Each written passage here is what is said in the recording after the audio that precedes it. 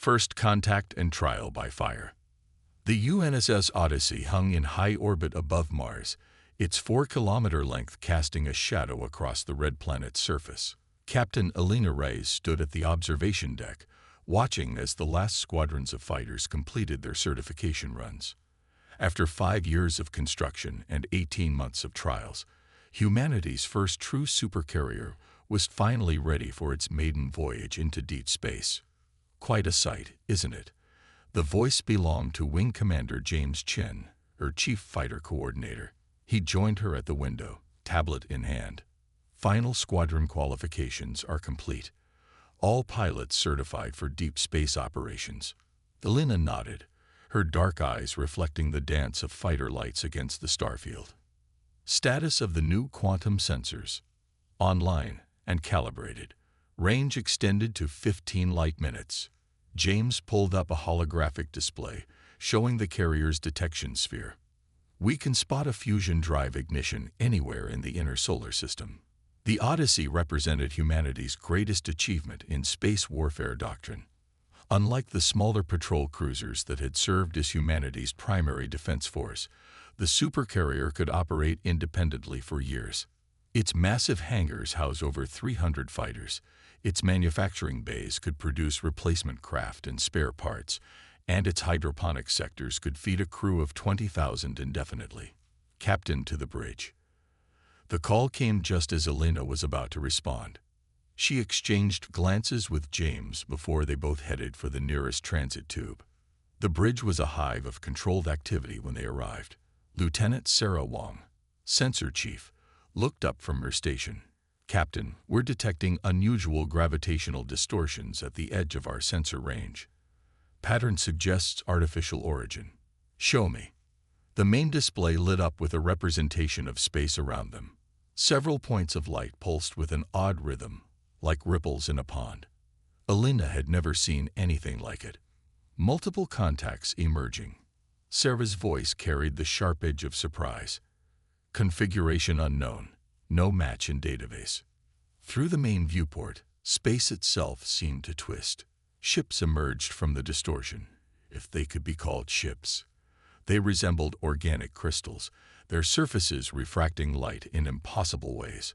Alina counted 12 of them, each roughly the size of an Earth cruiser. This is Captain Alina Reyes of the United Nations Supercarrier Odyssey. We come in peace and welcome peaceful contact. She kept her voice steady, professional, even as her mind raced through tactical options. The response came in perfect English, though the voice held harmonics that made her teeth ache. Unacceptable construction detected. Your vessel exceeds permitted mass volume ratios for mobile platforms. Prepare for deconstruction. Alina's training kicked in. Launch all squadrons. Combat spread. Defensive pattern delta. Sound general quarters. The Odyssey came alive as klaxons blared. Within minutes, fighters streamed from launch bays in perfect formation. The alien vessels moved to engage, energy weapons lashing out with crystalline beams.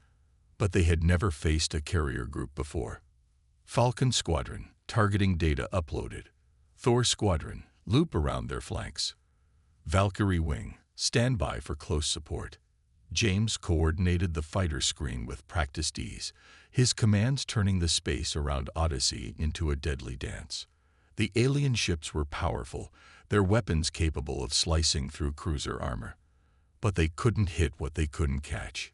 Human fighters darted between their beams, striking from multiple angles, withdrawing before the aliens could bring their main weapons to bear.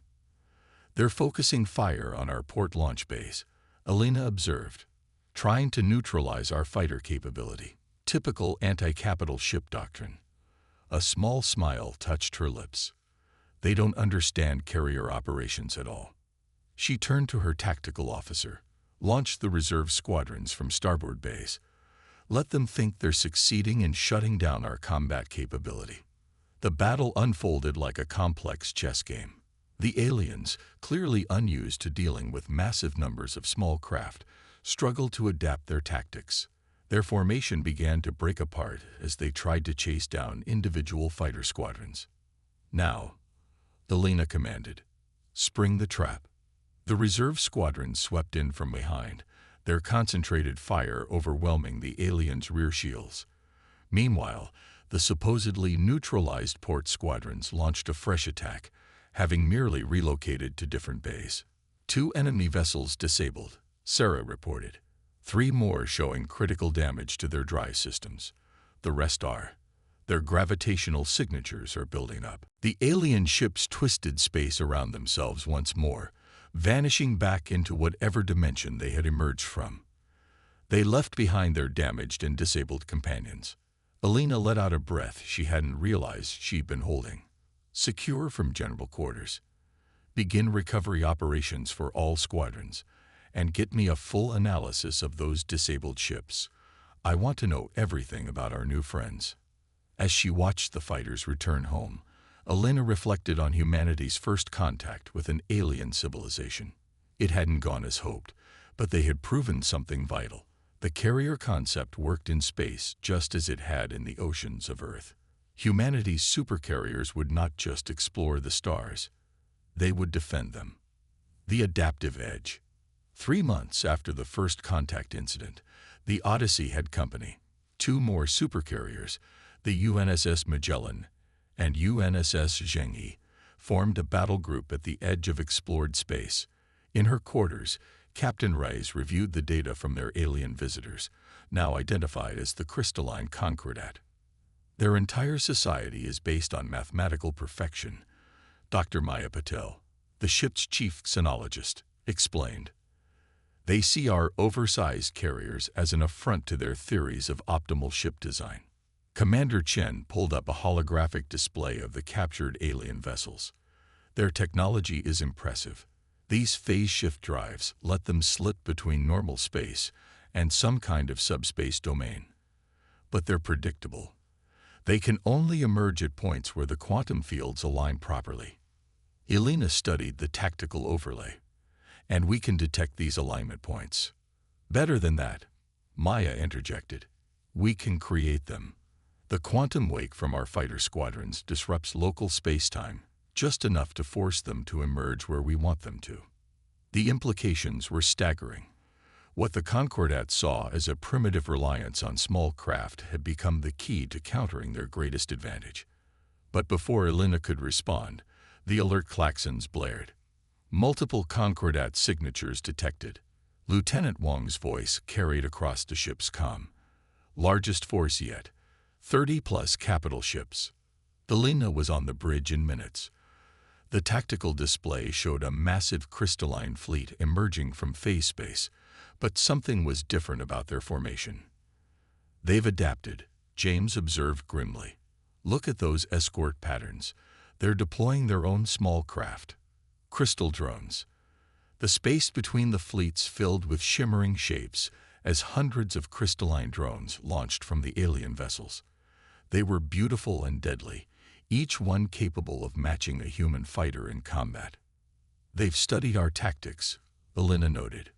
But they're missing the point. Launch all squadrons. New configuration, Charlie 7. The Odyssey's fighter wings deployed, but not in their usual combat spread. Instead, they formed tight clusters, each group of 12 fighters flying in close formation. The alien drones moved to intercept, their crystalline forms catching the light of distant stars.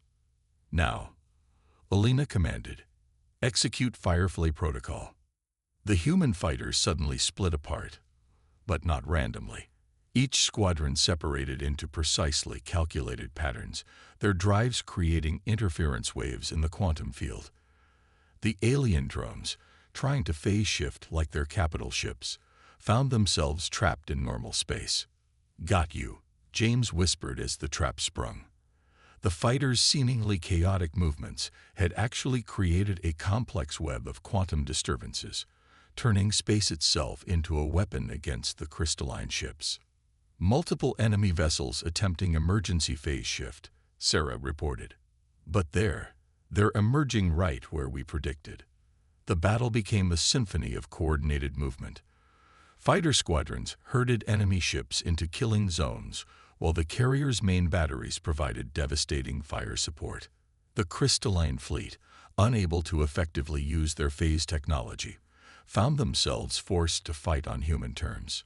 Concordat fleet is in full retreat, Sarah announced after an hour of intense combat, confirming 23 enemy ships destroyed or disabled.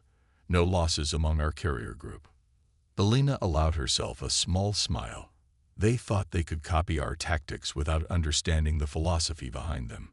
A carrier isn't just a platform for launching fighters.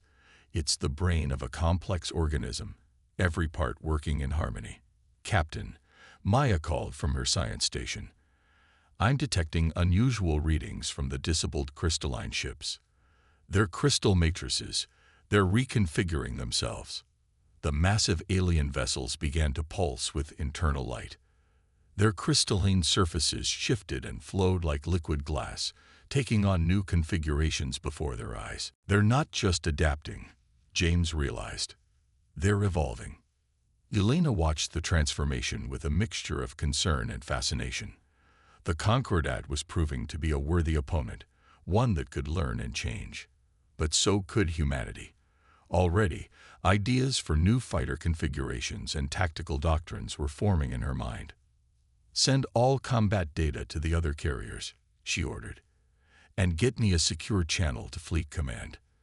Tell them we need to accelerate production of the next generation of supercarriers. She turned to her crew, seeing the same determination reflected in their eyes. This isn't just about defending human space anymore. We're going to revolutionize warfare in this galaxy, one carrier battle at a time. Coalition building. The observation deck of the Odyssey had never seen such a diverse gathering.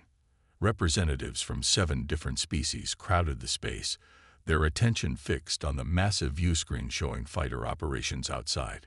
Captain Rice stood beside Ambassador Lyrics of the Aetherian Collective, whose crystalline form sparkled with barely contained excitement. Remarkable. Lyrics chimed, their harmonics carefully modulated to avoid causing discomfort. We had dismissed carrier operations as inefficient, yet your success against the Concordat forces us to reevaluate many assumptions. Elena watched as Falcon Squadron demonstrated complex maneuvers, their formations creating patterns in quantum space that would have been impossible just months ago. The key isn't just the technology, she explained. It's the combination of human intuition and machine precision.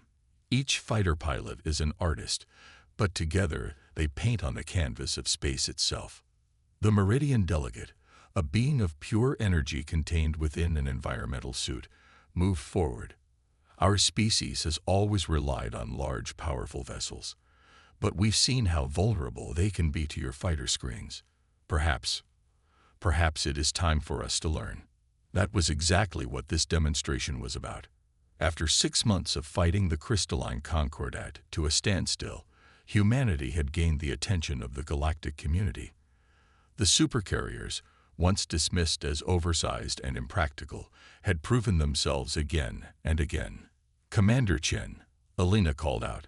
Show them Formation Echo 9. James nodded, relaying commands to the fighter wings. The squadrons reformed, creating what appeared to be a chaotic scatter of small craft. But as the delegates watched, patterns emerged. The fighters' movements weren't random. They were creating a complex, 4-dimensional grid in quantum space. Detecting phase shift signatures, Lieutenant Wong announced right on cue. Test drones emerging. Now, several practice drones, built to simulate Concordat ships, attempted to phase shift through the fighter screen. Each one was forced to emerge exactly where the carrier group had predicted, their movement completely controlled by the quantum distortions created by the fighters. By the first light, the Meridian Delegate whispered, "You've turned their greatest advantage into a predictable pattern." Ambassador Lyrics's crystalline form pulsed with interest, "And you're offering to share this technology." These tactics, with conditions, Elena confirmed. We propose the creation of a joint carrier command, multiple species working together, combining their unique perspectives and abilities with carrier doctrine. The implications weren't lost on anyone present. Humanity, barely a century into its space age, was offering to reshape galactic military doctrine. but the evidence of their success was impossible to ignore. "The Aetherian Collective accepts," Lyrics announced without hesitation. "Our crystalline technology combined with your carrier operations could revolutionize space combat." One by one, the other delegates signaled their agreement. Even the Meridian representative, whose species had been practicing space warfare for millennia, saw the potential. "Captain," James called out suddenly, "priority alert from the Zhengyi. They're detecting multiple Concordat signatures at the edge of the Arcturus sector. Largest force we've ever seen." Elena turned to the assembled delegates. "It seems we'll have a chance to demonstrate carrier operations in actual combat. Those who wish to observe from the bridge are welcome to join us." The bridge was crowded but efficiently organized as Elena took her command position. The tactical display showed over 50 Concordat vessels emerging from phase space, their crystalline forms bristling with new weapons. "They've adapted again," James noted. "Look at those energy signatures. They're trying to create large-scale quantum disruption fields." Elena smiled. "They still don't understand. Launch all squadrons, including the new joint training wings. Let's show our guests why carriers are the future of space warfare." The battle that followed would be studied in war colleges across the galaxy for centuries to come. Human fighters flew alongside Aetherian crystal drones and Viridian energy projectors, their combined capabilities creating defensive screens that no enemy could penetrate. The Supercarriers coordinated it all, their massive computational systems directing the complex dance of hundreds of small craft. When it was over, the Concordat fleet retreated in disarray, leaving behind a dozen disabled ships. But more importantly, they left behind a galaxy forever changed. The age of the supercarrier had truly begun. "Impressive," the Meridian delegate conceded as they watched recovery operations. "But this is just the beginning, isn't it?" Elena nodded, already thinking of the possibilities ahead. "We've only scratched the surface. Imagine carriers designed specifically for each species' strengths. Fighter squadrons combining different technological approaches, tactical doctrines that incorporate multiple perspectives. A new era of galactic warfare," Lyrics chimed, "led by humanity's carriers." As Elena looked out at the stars, she couldn't help but feel pride. Humanity had done more than just survive first contact. They had changed the very nature of space combat. And with their new allies, there was no limit to what they could achieve. The swarm crisis. The Joint Carrier Command's Strategic Operations Center aboard the Odyssey was silent as the holographic display showed another colony going dark. That made 17 in the past week alone. The crystalline Concordat had retreated weeks ago, but something far worse had emerged from the depths of space. "The swarm," Elena whispered, studying the tactical overlay. "They're unlike anything we've encountered before." The enemy defied conventional classification. Vast clouds of microscopic machines that could strip a planet bare in hours, guided by a hive intelligence that adapted faster than any organic mind. Traditional weapons passed right through them, and even the phase space tactics that had worked against the Concordat proved ineffective. Ambassador Lyrics's crystalline form pulsed with concern. "Our long-range sensors detect 3 main swarm clusters, each larger than any fleet we've encountered. They're converging on the Arcturus sector. Conventional defenses have failed at every encounter," the Meridian delegate added, their energy form flickering with agitation. "Even our most powerful weapons can't maintain coherence within their fields." Elena shared a look with Commander Chen. They had both been thinking the same thing, but it had seemed almost too ambitious to suggest. "What if we stopped trying to fight them conventionally?" she proposed. "What if we turned our entire carrier doctrine upside down?" The assembled representatives turned to her as she activated the tactical display. "The swarm operates like a fluid, adapting to flow around obstacles. So let's stop being obstacles. Commander Chen, show them Project Stardancer." James pulled up the schematics they'd been developing in secret. "We've been studying how our fighter screens create quantum disturbances, but instead of using them to trap ships in normal space, What if we used them to create currents in space itself? Understanding dawned in Lyrix's crystalline features. You want to turn our combined carrier groups into a gravity control system. Exactly, Elena confirmed. Each carrier's fighter screen will create precise gravitational distortions. Working together, we can generate massive spatial currents that even the swarm can't resist. The plan was audacious. It would require perfect coordination between dozens of carriers from multiple species, thousands of fighters flying in precisely calculated patterns. One mistake could tear space itself apart. The Aetherian Collective commits all available carriers, Lyrix announced without hesitation. Their crystalline ships would be crucial, their natural ability to manipulate quantum fields enhancing the effect.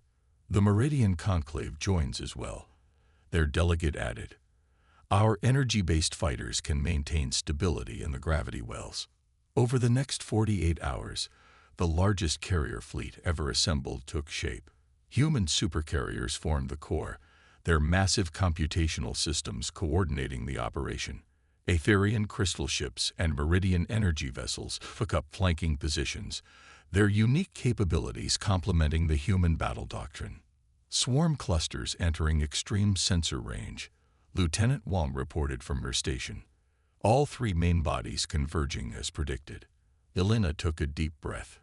Everything hinged on precise timing and coordination. All carriers, launch fighter screens. Begin formation Omega. Space came alive with activity as thousands of fighters deployed. Human craft flew alongside crystalline drones and energy projectors, each one a note in a vast cosmic symphony. Their movements created overlapping fields of gravitational distortion, turning the vacuum between stars into a sea of invisible currents. Swarm responding to gravitational effects, James reported. They're trying to adapt, but the currents are too complex for them to map. Through the main viewport, they could see the swarm clouds beginning to swirl and twist. The microscopic machines fought against the spatial currents, but they were caught in a trap far larger than anything they'd encountered before. Carriers adjusted their positions continuously, their fighter screens modifying the gravitational flows to counter each attempted adaptation. "It's working," Lyrix chimed excitedly. "The swarm clusters are being forced into a convergence point." Elena nodded grimly. Phase 2. All Aetherian carriers, prepare crystal resonance. Meridian vessels, charge primary energy projectors. The trap was more than just containment. As the swarm was compressed by the gravitational currents, the combined fleet prepared to deliver a killing blow. Aetherian crystal technology would create a quantum resonance field, while Meridian energy weapons would deliver a concentrated burst through the field, magnified to unimaginable levels. Swarm density reaching critical levels, Sarah announced. "We've got them. All carriers, execute final phase," Elena commanded. The attack, when it came, was like a new star being born. The quantum resonance field amplified the Meridian energy burst 1,000-fold, the concentrated power washing through the compressed swarm like a cleansing fire. When it was over, nothing remained of the enemy but scattered atoms. In the aftermath, as recovery operations began, Elena stood with the Allied representatives on the Odyssey's observation deck. They had achieved something unprecedented, not just a military victory, but a true fusion of different species' technologies and tactics. "This changes everything," the Meridian delegate observed. "The carriers aren't just weapons platforms anymore. They're tools for manipulating space itself." Lyrix's crystalline form sparkled with new patterns. "And more importantly, we've proven that our species can work together in ways we never imagined possible." Elena smiled, watching the combined fighter wings performing victory passes. That's the true power of carrier operations. It's not about any one ship or technology. It's about bringing everything together, finding ways to make different pieces work as one. Legacy of the Stars. 5 years after the swarm crisis, the observation deck of humanity's newest supercarrier, the UNSS Prometheus, hosted a ceremony unlike any other in galactic history. Captain Elena Reyes, now Admiral, stood before representatives from over 30 spacefaring species. Behind her, through the vast windows, dozens of carriers from various civilizations conducted joint maneuvers, their fighter screens creating patterns that seemed to make space itself dance. When we launched our first supercarrier, Elena began, many thought we were clinging to outdated concepts from our oceanic past. Today, we gather to inaugurate the Galactic Carrier Academy, where all our peoples will learn and develop these concepts together. The Prometheus was more than just a warship. Like all modern carriers, it had evolved into something greater. Its massive hull contained training facilities, research laboratories, and diplomatic sectors. Crews from different species lived and worked together, combining their unique perspectives and abilities. Admiral James Chen, now a full commander, called from his station. The combined fighter demonstration is ready to begin. Through the viewport, they watched as the demonstration unfolded. Human fighters flew in perfect formation, with Aetherian crystal craft, their movements creating quantum field patterns that meridian energy projectors used to perform maneuvers that would have seemed impossible years ago. The carriers coordinated it all, their advanced AI systems handling the incredibly complex calculations required. Ambassador Lyrix, now the head of the Joint Carrier Command's diplomatic corps, chimed softly. We've come so far from those first battles. The carriers aren't just military vessels anymore. They're the backbone of our civilization. They were right. Carrier groups now served as mobile disaster response centers, their fighter screens able to contain everything from asteroid impacts to spatial anomalies. Their massive manufacturing facilities supported colonization efforts, while their research labs pushed the boundaries of science and technology. The latest survey data is in, reported Dr. Maya Patel, who had expanded her xenology research to study how different species adapted carrier operations to their unique physiologies. The carrier-based colonization program has established successful settlements in 15 previously inaccessible systems. Even the crystalline Concordat had eventually joined the alliance, their initial hostility transformed into grudging respect and finally into genuine cooperation. Their crystal tech had revolutionized fighter design, while human carrier doctrine had given them new ways to apply their phase shift technology. We're detecting unusual readings from the Arcturus testing range, Lieutenant Wong announced from her station. The new hybrid fighters are ready for their first public demonstration. The hybrid fighters represented the pinnacle of multi-species cooperation. Human design philosophy, Aetherian crystal tech, meridian energy systems, and Concordat phase shift technology, all combined into craft that could literally reshape space around them. They moved like living things, their advanced AI cores allowing them to coordinate in ways that would have been impossible for organic pilots. Begin the demonstration, Elena ordered. What followed was more art than military exercise. Hundreds of hybrid fighters moved in concert, their combined effects creating massive gravitational sculptures in space. They could generate stable wormholes, contain spatial anomalies, and even create temporary zones where the laws of physics could be selectively modified. Beautiful, the Meridian delegate observed, their energy form pulsing with appreciation. We've moved beyond warfare to something entirely new. Elena nodded. The carriers had become symbols of unity rather than just military power. Each one was a floating city, a cultural exchange center, and a testament to what different species could achieve together. The latest civilian carrier designs are ready for review, James reported, pulling up schematics. The medical variant can deploy emergency facilities to an entire planet within hours. The exploration model can sustain research operations in deep space for decades. And the diplomatic corps is expanding, Lyrix added. We're receiving applications from species we haven't even officially contacted yet. The carrier's reputation precedes them. Looking out at the combined fleet, Elena reflected on how far they'd come. What had started as humanity's adaptation of naval doctrine to space had evolved into something that was reshaping galactic civilization itself. The carriers were no longer just about projecting power. They were about connecting peoples, fostering cooperation, and pushing the boundaries of what was possible. The next generation of carrier commanders will face challenges we can't even imagine, she told the assembled representatives, but they'll face them together, with the combined knowledge and capabilities of all our peoples. As if to emphasize her point, a new group of hybrid fighters streaked past the viewport, their passage leaving ripples in space-time itself. They represented everything the carrier program had achieved: the fusion of different technologies, the cooperation between species, and the endless drive to explore and innovate. We started this journey thinking we were preparing for war, Elena concluded. Instead, we found a way to forge peace. The carriers taught us that true power doesn't come from the size of our ships or the strength of our weapons. It comes from our ability to bring different peoples together, to combine our strengths, and to face the unknown as one. The ceremony ended with a traditional fighter salute, but with a twist.